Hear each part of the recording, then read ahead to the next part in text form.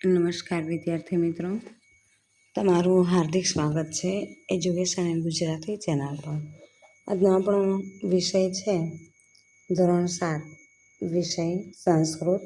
તેમાં આપણે જોઈએ ચેપ્ટર નંબર 2.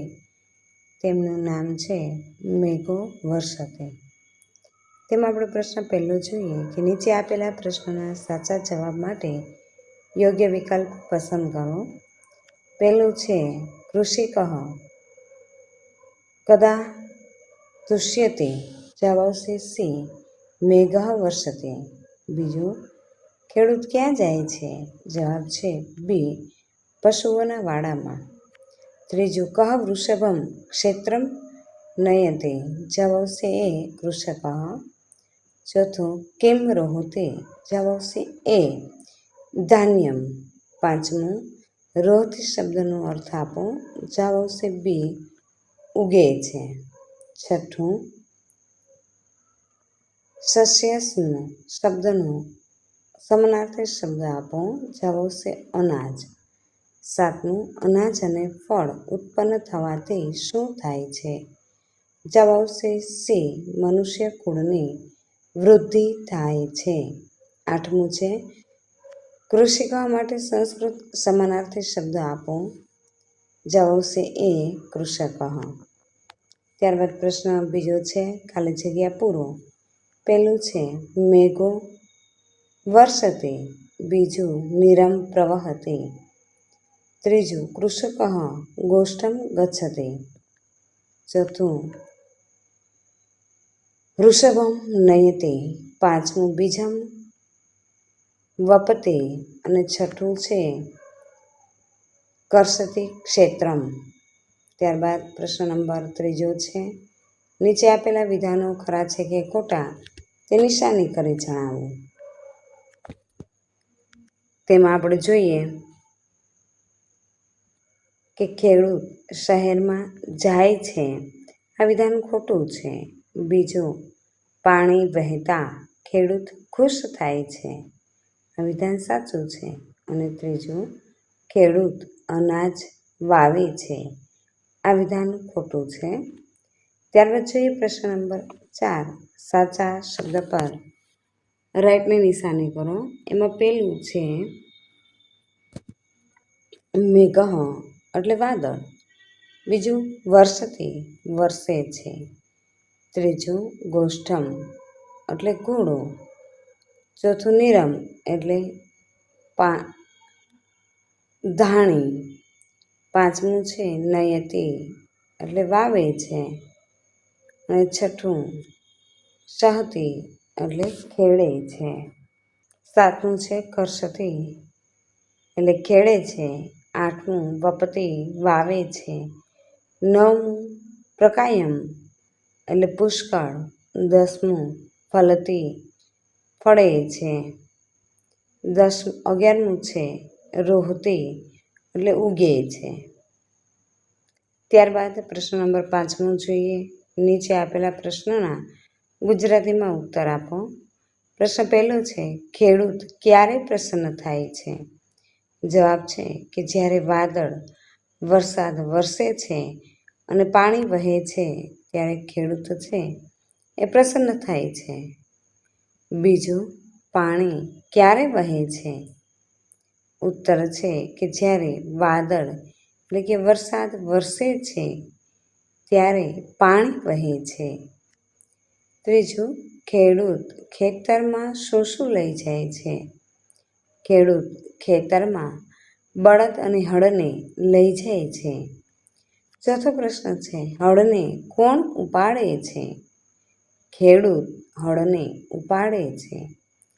પાંચમો પ્રશ્ન છે ખેડૂત ખેતરમાં શું વાવે છે? જવાબ છે ખેડૂત ખેતરમાં બીજ વાવે છે. છઠ્ઠો પ્રશ્ન મનુષ્યોની વૃદ્ધિ ક્યારે થાય છે? તો કે વાદળ વરસાદના આગમનથી અનાજ ઉત્પન્ન થવાને કારણે મનુષ્યની વૃદ્ધિ થાય છે.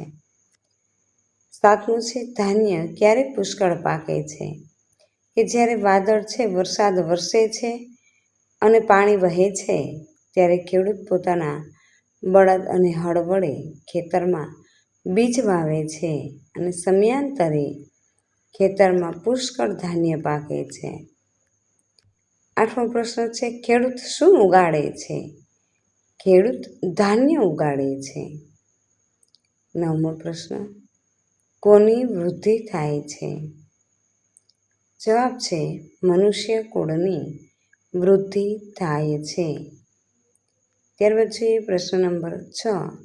નીચે આપેલા પ્રશ્નોના સંસ્કૃતમાં ઉત્તર આપો. તેમાં પ્રશ્ન પહેલો છે, મેઘો વર્ષતિ તદા કિમ પ્રવહતિ? ઉત્તરમ મેઘો વર્ષતિ તદા નીરમ પ્રવહતિ. બીજું છે, કહ ગોષ્ઠમ ગચ્છતિ? ઉત્તરમ કૃષકઃ ગોષ્ઠમ ગચ્છતિ. ત્રીજું, નીરમ કદા પ્રવહતિ? ઉત્તરમ યદા મેઘઃ વર્ષતિ તદા નીરમ પ્રવહતિ. ચોથું, કૃષકઃ કિમ વપતિ? ઉત્તરમ કૃષકઃ બીજમ વપતિ. પાંચમું, કૃષકઃ બીજમ કુત્ર વપતિ? ઉત્તરમ કૃષકઃ ક્ષેત્રે બીજમ વપતિ. છઠ્ઠો પ્રશ્ન છે, કેમ પ્રવહતિ? ઉત્તરમ નીરમ પ્રવહતિ. સાતમું, કિમ કમ નયતિ? ઉત્તરમ વૃષભમ નયતિ. આઠમો પ્રશ્ન છે, કિમ પ્રકાર્ય ફલતે? ઉત્તરમ સસ્યમ પ્રકામ ફલતે. નવમો પ્રશ્ન છે, પ્રસન્નઃ કૃષકઃ કદા ગોષ્ઠમ ગચ્છતિ? ઉત્તરમ યદા મેઘ વર્ષતિ ચ નીરમ પ્રવહતિ તદા પ્રસન્ન કૃષકઃ ગોષ્ઠ ગચ્છતિ. ત્યારબાદ પ્રશ્ન નંબર 7મો છે, સંધિ વિચ્છેદ કરો.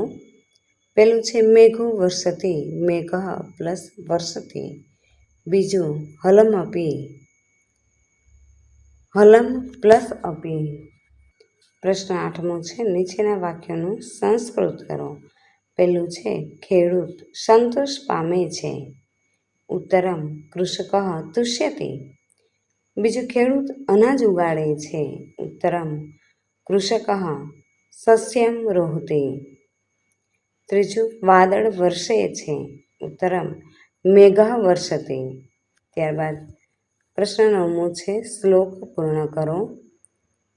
પેલું છે, મેઘો વર્ષતે. તેમાં આપણે જોઈએ, મેઘો વર્ષતિ પ્રવહતિ નીરમ તુષ્યતિ કૃષકઃ ગચ્છતિ ગોષ્ઠમ. બીજું છે, નયતિ ચ વૃષભમ હલમભી વદતિ વહતિ વર્ષતિ ક્ષેત્રમ વપતિ ચ બીજમ. ત્રીજો શ્લોક જોઈએ, રોહતિ સસ્યમ ફલતે પ્રકાયમ ભવતિ સમૃદ્ધિ મનુકુલ વૃદ્ધિ. ત્યારબાદ 10મો પ્રશ્ન જોઈએ, નીચેના શ્લોકોનું ગુજરાતીમાં ભાષાંતર કરો. પેલું છે, મેઘો વર્ષતિ પ્રવહતિ નીરમ તુષ્યતિ કૃષકઃ ગચ્છતિ ગોષ્ઠ્યમ. કે વાદળ વરસે છે, પાણી વહે છે, ખેડૂત સંતુષ્ટ થાય છે અને ખેડૂત પશુઓના વાડામાં જાય છે. બીજું, નયતિ ચ વૃષભમ હલમપી વહતિ વર્ષતિ ક્ષેત્રમ વપતિ ચ બીજમ. એટલે કે ખેડૂત બળદને લઈ જાય છે અને હળને પણ ઉપાડી જાય છે. ખેડૂત ખેતર ખેડે છે અને બીજ વાવે છે. ત્યારબાદ ત્રીજો શ્લોક જોઈએ, રોહતિ સસ્યમ ફલતે પ્રકાયમમ ભવતી સમૃદ્ધિ મનુકુલ વૃદ્ધિ. ઉત્તર, ધાન્ય પુષ્કળ માત્રામાં ઉગે છે અને પાકે છે, જેનાથી મનુષ્યની સંપત્તિમાં વૃદ્ધિ થાય છે. 11મો પ્રશ્ન છે, નીચેના જેવા ક્રિયા આધારિત શબ્દ કાવ્યમાંથી શોધો અને લખો. ઉદાહરણ તરીકે, વર્ષતે, ગચ્છતિ, કર્ષતે, ફલતે, પ્રવહતિ, નયતિ, વપતિ ભવતિ તુષ્યતિ વહતિ રોહતે. પ્રશ્ન 12મો છે. નીચેના શબ્દોનું મોટેથી ઉચ્ચારણ કરો અને લખો. સ્વમૂલ્યાંકન. પ્રવહતિ ગોષ્ઠમ, કર્ષતિ પ્રકામમ, સમૃદ્ધિ, મનુકુલ વૃદ્ધિ.